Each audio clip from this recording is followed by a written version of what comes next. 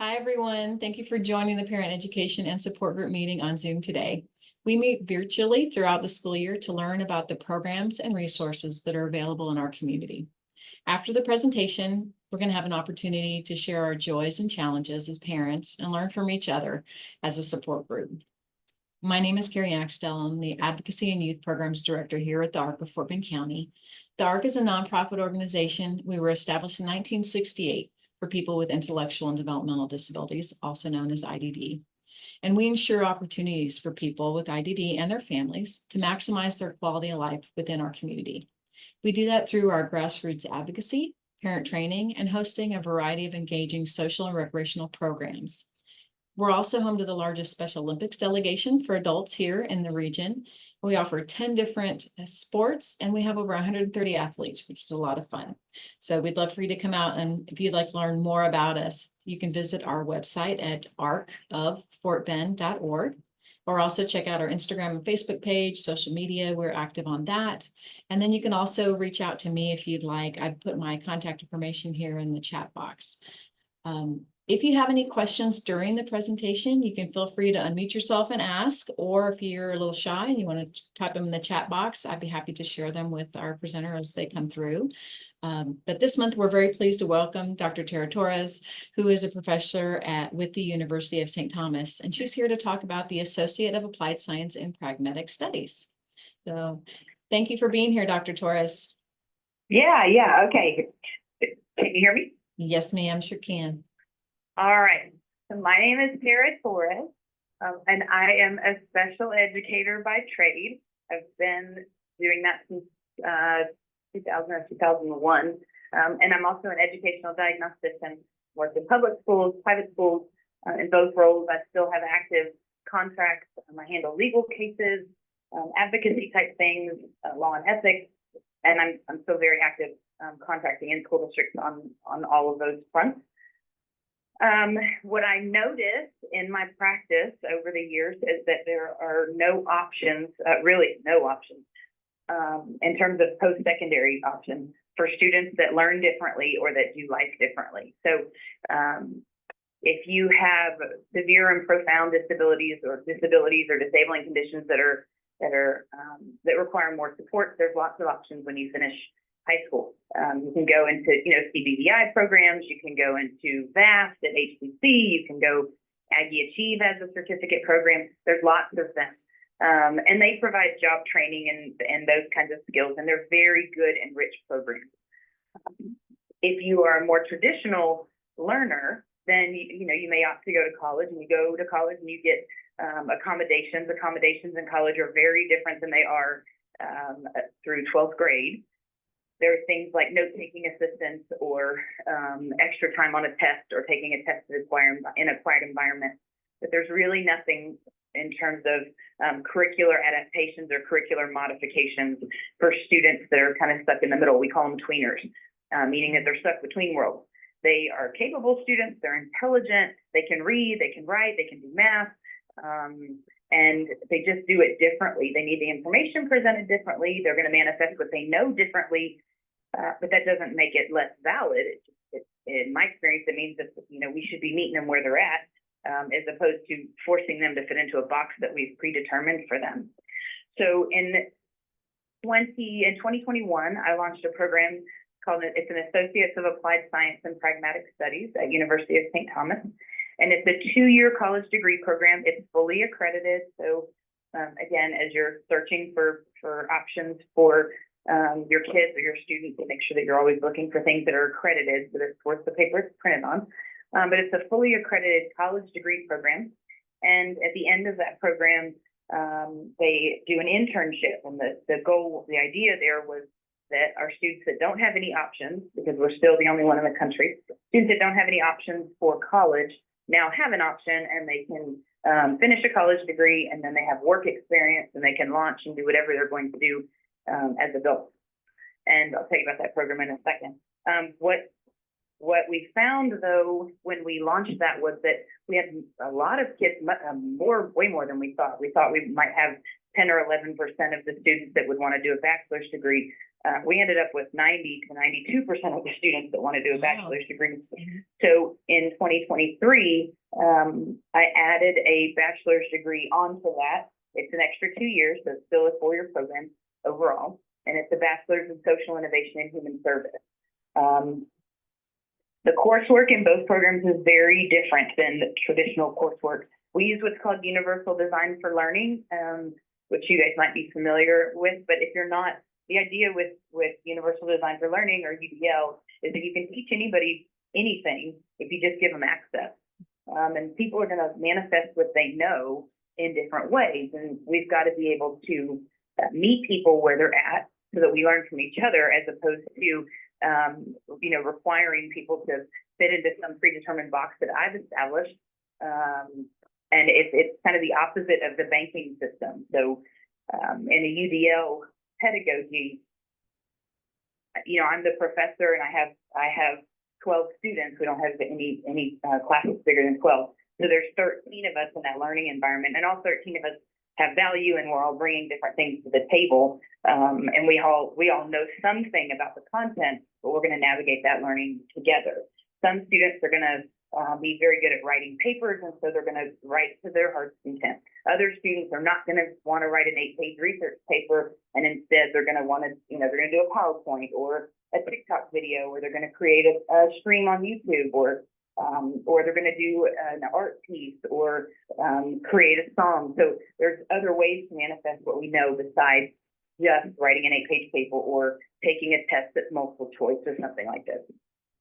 I also rewrote the whole core curriculum. So in the associate's degree, if you think when people say, "Oh, I'm going to this such and such college, and I'm going to take my basics, or I'm going to take college algebra, or I'm going to take political science or whatever," those are courses that are part of the core curriculum in the state, and they're pretty common state to state.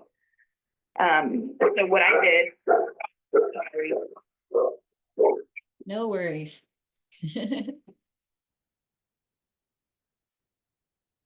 The postman shows up and Yes. helps Lucifer. It's great. And so what I did was I took those same ideas and that same content. So for example, college algebra. So, in college algebra, we're learning problem solving, quantitative concepts, all of that. So I took that and kept the math principles, and just made it more meaningful for those of us that do life differently, myself included. I have ADHD. So those of us who do life differently need a whole different approach to that material.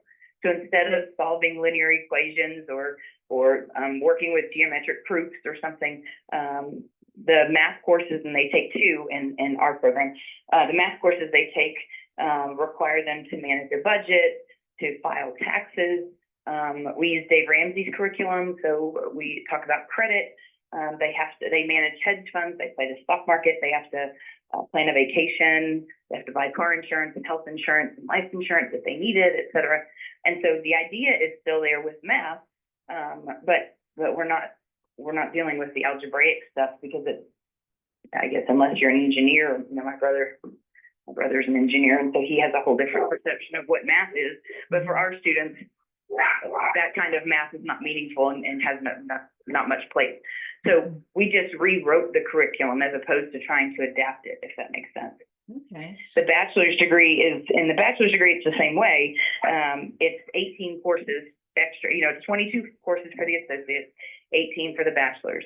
And in the bachelor's degree, 12 of those courses are major courses. The major is social innovation and human service, because what we have found really across the board, and you can certainly check the research on this too, is that people that do life differently, people that learn differently, ADHD and dyslexia and autism, all of the things, executive functioning, whatever it is, people that learn differently are the most creative people on the planet. I mean, by definition, that's how we define them.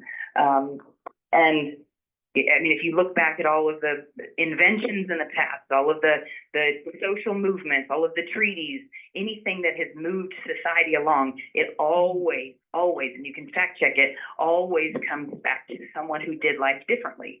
Because students that have that kind of a brain, their brains are wired differently. They're not broken, they're just wired differently, and they process different, and they look at the world and they see a problem and they can solve that problem in a different way. And so in the bachelor's degree, what we were addressing is, okay, we have this group of students that's super creative, and so and they want to be involved and they want to do things socially. They want to be involved in their communities. And so how do we facilitate that? So the major is social innovation and human service. All of the coursework is criminal justice, sociology, business, leading nonprofits, urban planning, political structures, I mean, all social change, all of that kind of stuff. And then they take a minor, which is the extra 6 classes, in anything that they want at UST. So we have several students that are minoring in education because they want to be teachers. I have one student that is doing a minor in political science. He's doing an internship right now with a state representative, and I think we're getting ready to apply to law school with him. So I have another one who's going to graduate school at U of H, graduate school of social work, because she wants to work with Brene Brown and all of her programming. We have students that are minoring in global cybersecurity and computer science, drama, business. I mean, it kind of runs all over the place. Wow. And they can, in that bachelor's degree, they can take a minor in anything that they want. And so we work with the departments of the minor that they pick to make sure that they have their accommodations set up, et cetera. Okay. I know that's a lot of information. Yeah. So we're on the website, just looking at some of the tabs here. One of the tabs is just the initial requirements. So some of the questions I had so far. So just admission, if for a student who, neurodiverse is graduated from high school and they're wanting to apply, sometimes at a typical community college or university, you might need to have either an SAT score or take the TSI. UST is a private school, and private schools don't require the TSI. So whether they chose to minor in pragmatic studies a major in pragmatic studies or do something else, they don't have to take the TSI at any of the private schools. And for pragmatic studies, there's an application online they'll have to complete. And that goes to the admissions office. And so when you do the application, make sure you indicate that you're interested in the Associates of Applied Science and Pragmatic Studies, just so it gets routed to the right admissions counselor. And then they'll need a copy of their official copy of their high school transcript. The admissions office can process it initially. If you're not done with high school, they can process it with an unofficial one. And then when you graduate high school, you'll have to make sure that gets sent over. And then that's the only thing that stays at the admissions office. Everything else stays in-house with me. And there's 3 parts to that. The first part is I need a copy of the most recent psychoeducational evaluation that was completed. The diagnosis isn't the concern. We just want to verify the academic reading, writing, and math levels to be about 4th grade or higher. They also need to submit a letter of recommendation that comes straight to me from someone who's not a family member. And there's no form for that. It just has to be a recommendation letter. Just email it over to me. And then they also have to do an admissions interview. Once I get the letter of recommendation and the evaluation, we'll schedule an admissions interview. And the admissions interview is not students, potential students always get so nervous about it, but it's really not meant to be a sorting mechanism or judging mechanism. We just want to meet the students that are applying and get to know them, and they get to know us. That interview takes probably 20 minutes or so, and then we call the families back and see if anybody has any questions, and we can talk about next steps. So it's informal, but it is a way for us to kind of get to know the who of the application as opposed to just what's on paper. Okay, great. So and then and that admissions process is on there. I've got up is that the admissions process that you just described is right there under your requirements. So that's great. So we've got a visual as well of what that is. So that's the only caveat I would say to that is that the deadline that's posted for admissions is June 1st, but we have been filling up before spring break, and we're capped at 48 students per year. And so if you're thinking about applying, then sooner the better. And then, if you decide later that it doesn't work for you, then you can give up your spot. But sometimes what's been happening is some parents and students have contacted us in May, and at that point we're going to a waiting list. So just know that it says June 1st, but it's June 1st or when we're full. When full. So 48 is kind of the max, and that's to keep your smaller class size and Right. Right, attention. because we don't have cohorts. Everybody goes into a cohort. It's a random assignment. I fundamentally don't believe in ability grouping. I do support meaningful grouping though. And so we don't do ability grouping like, oh, all the kids that are this level are going to be here. We're not getting into all that. But we do certainly try to match up as best we can students that we think are going to have an ability to connect with each other. So, you know, by definition, people that learn differently usually struggle socially because they feel like they don't fit in and all of that. But they are very social people, and they tell us in interviews all the time, I want to go to college, I want to meet friends, because they want to be connected to the world, right? And so when we group them into cohorts, that's what we're looking at is, okay, how can we make this so that students are somewhere, not that you're going to like everybody, but at least where you can try to make some connections with people. Do you, for those who are, you know, perhaps, you know, high school juniors or seniors and are kind of thinking about what their future looks like for post-secondary, do you have something like at other colleges where you have a tour or where you can come out and meet you all someday or something? Yeah. You can set up a tour if you on the UST website. The admissions office does all the tours. You can set all of that up for sure. And they'll give you a tour of UST and all the things, and you know, you'll see the dorms. About half of our students live on campus. It's just like the traditional students. It's about the same percentage. Some students commute, some students live on campus. And pragmatic studies is just a major. It's not. There's nothing special in the sense that, you know, nobody's in a special classroom with a special, you know, to get the hot pink diploma or any of that stuff. It's just a major. We just do it different. It's just a major. And so it's a full immersion kind of experience. So when you come on a tour, you're coming as a potential college student, and you're looking at this college as an option for yourself. If you let me know when the tours are happening, we can certainly set up, okay, you're going to be here for a tour. Let's come in and meet. We can talk admissions. We can answer any questions. I have a designated admissions counselor that I coordinate with. Her name's Alejandra. Okay. So maybe work with Alejandra. Yeah. And okay. You can contact me or you can contact her, either way. Okay. Or great. both. We for the admission stuff, at the admission side of things, it'll go through her, but we're in constant and consistent communication. We're definitely a two-headed beast. Okay, great. Now, how about the application fee? I guess initially it's just all run through. It's just the same thing as whatever anybody. Yeah, there's no application fee. No application. Oh, okay. Okay. Yeah. And or if there is, I don't know anything about it, but there shouldn't be. Gotcha. Okay. So for those who are like looking at the Texas, you know how you the high school students, they all have to get on the Apply Texas and for all their scholarships and different colleges that they want to apply to. So I guess UST, you all are part of that as well. So they would just have that be part of their process as applying to UST. Okay.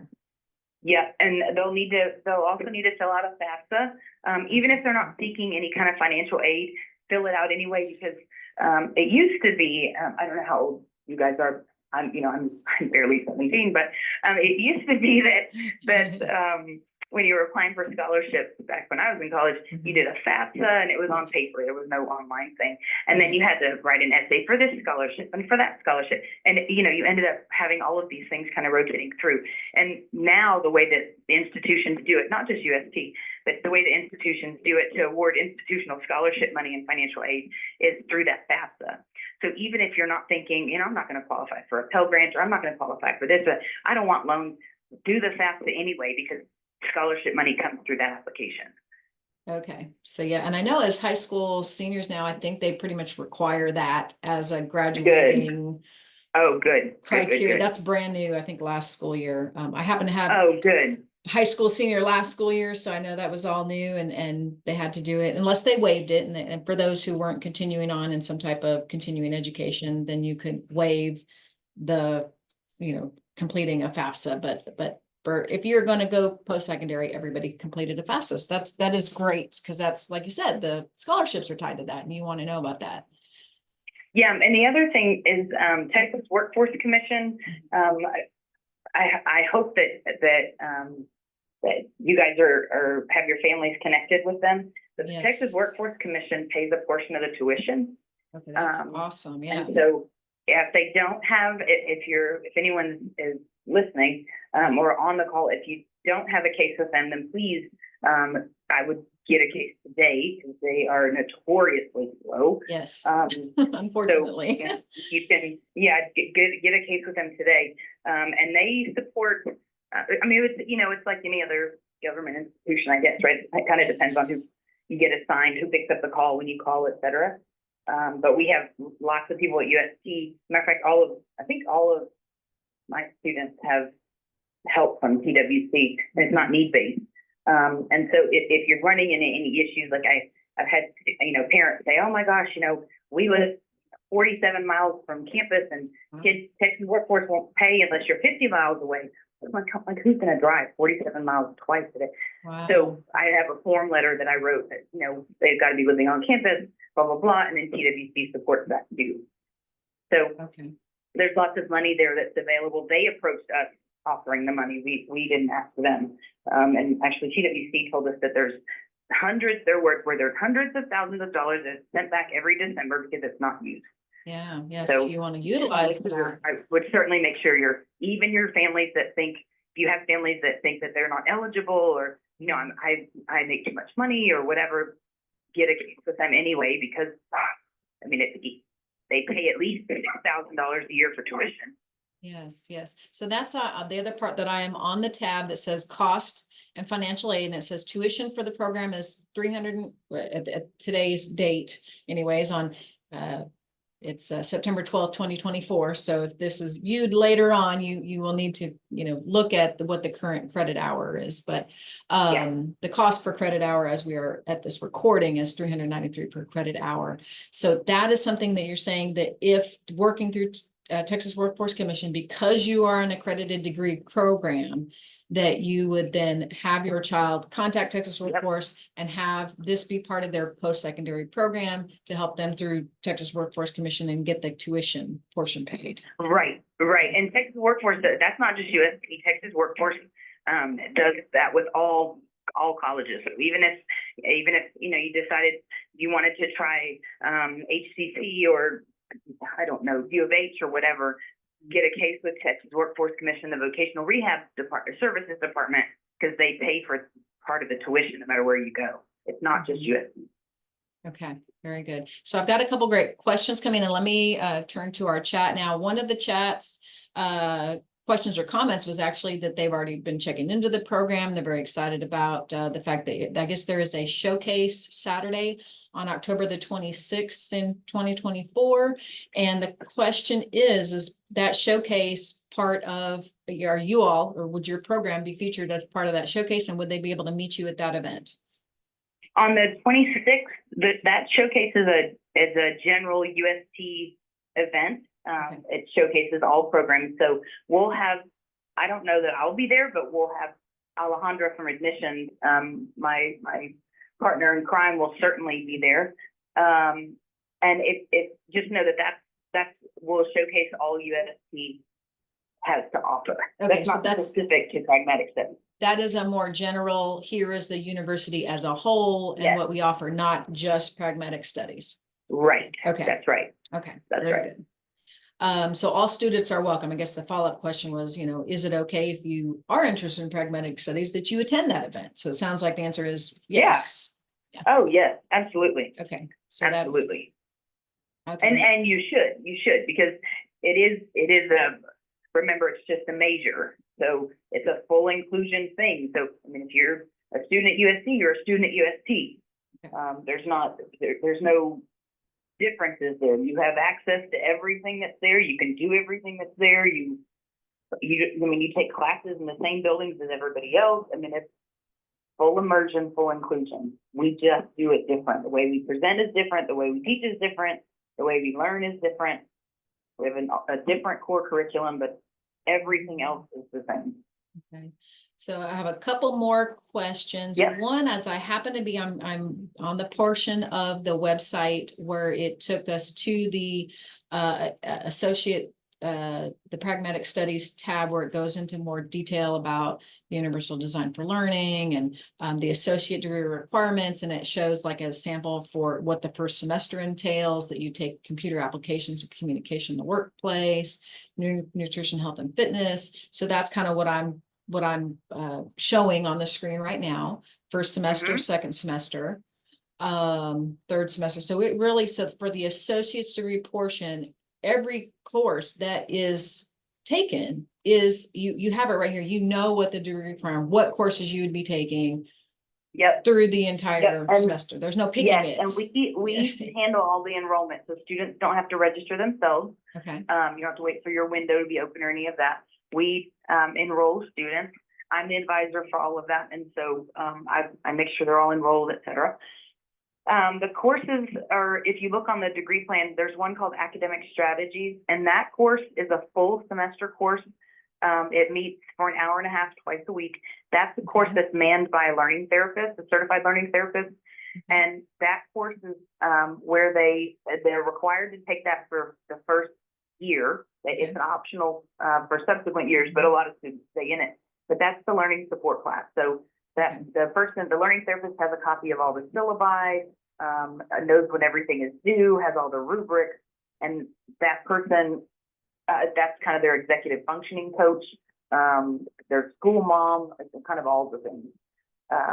And so that learning therapist is really key to the whole thing, that it's their tie-in with the classes, right? So we're in that class, when they meet for those 3 hours a week, they're working on social skills, they're working on assignments, they're working on getting ready for a project, they're working on presenting, whatever's coming up for that cohort in their regular classes. The other classes, though, so you'll see there's 5 in the fall, 5 in the spring, for example. Yes. Academic Strategies runs the whole semester. The other 4 classes are done in compressed track format. So we took the whole semester and smushed it into 7 weeks. That's not exclusive to Pragmatic Studies either. A lot of universities, if you hear mini semesters or anything like that, mini semesters, whatever. But it's kind of like an intensive. So we took the whole semester and smushed it into 7 weeks. So for those extra 4 courses, you do 2 in the first 7 weeks, August to October, and then you do the other 2 October to December. So the students are only managing 2 college courses at a time, with the support of the learning therapist. Okay. Does that make sense? Yes, yes. So that Academic Strategies is all semester long, well, and then it flows into even the second semester. But these 2 of the core classes, like for example, computer applications and nutrition, health, and fitness, is going to be 7 weeks. And then the second 7 weeks, you would then take the next 2, the political structures or the social media and virtual communication. Yeah. Okay. Okay.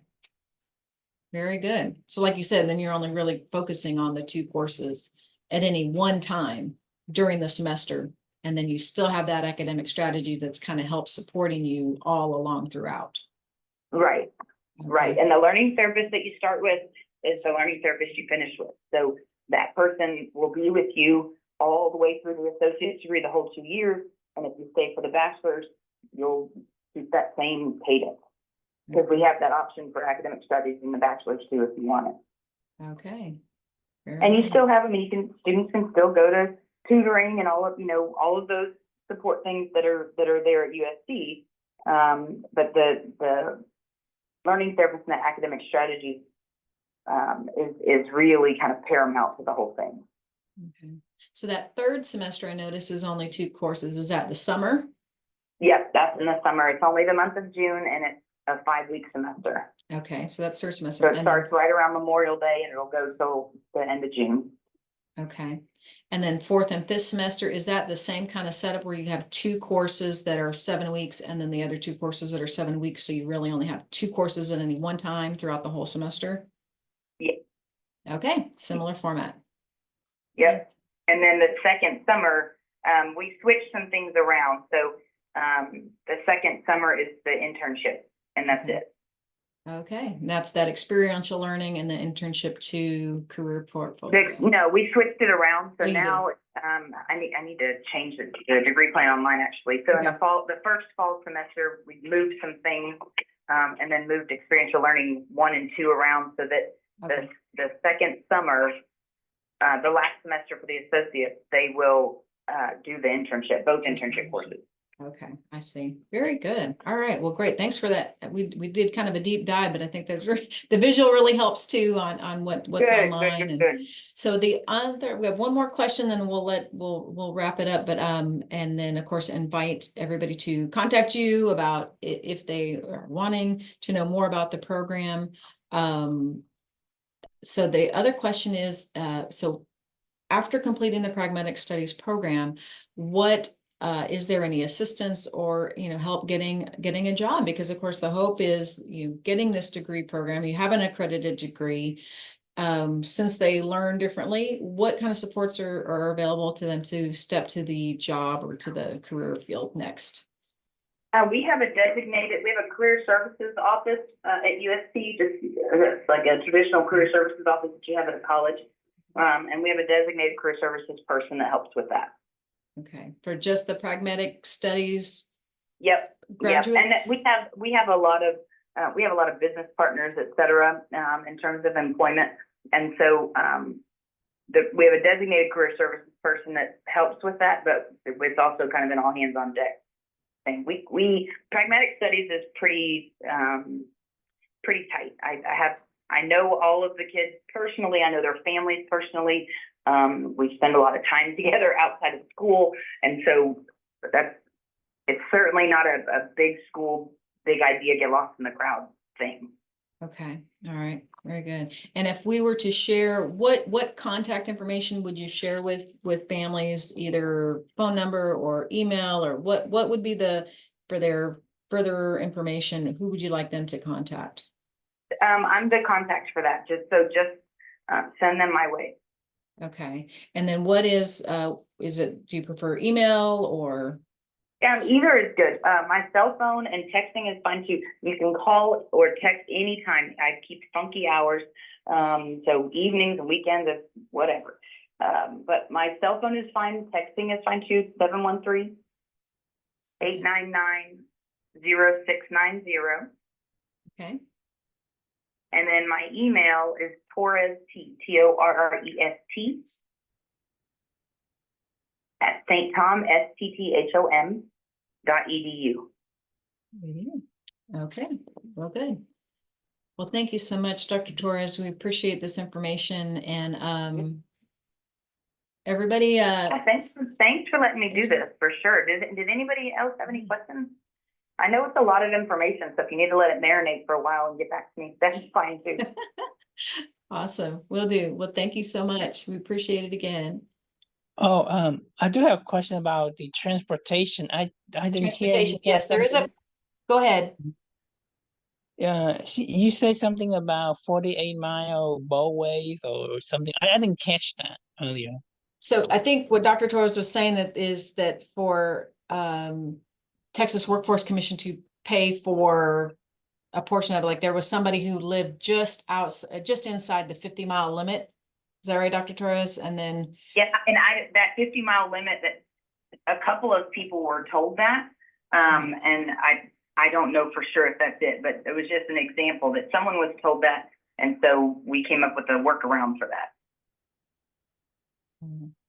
So if transportation, if you live very far from University of St. Thomas, and just to be clear too, the campus that the students of Pragmatic Studies would be attending would be the one there, Montrose Boulevard? Yes. In Houston? Yes. Okay. Okay, because I know that there's like a satellite office here in Sugar Land or something, but the actual location for the Pragmatic Studies program was going to be Montrose Boulevard in Houston. Yep. Yep. Okay, so if you live within 50 miles of that, then apparently Texas Workforce Commission will not necessarily reimburse for transportation. Am I understand that correct? Or that's your understanding? Yes. I mean, we have some students that Uber, we have some of our students drive. And they drive themselves. Some of them carpool, just like you would, any other student would get to college. Okay. Okay. So and the workaround that you all have developed is like, well, this is a long way, 40, 45, 46, 47 miles is a far way to live from school for this particular student. So that's why it's like, okay, well then you maybe do need to live here on campus, and then the housing may be covered by the Texas Workforce Commission in that case, or at least you can apply for it. Yep. Yep. When you get it, when you open your case with Texas Workforce Commission, make sure you go with vocational rehab services and just tell them everything that you need. Everything.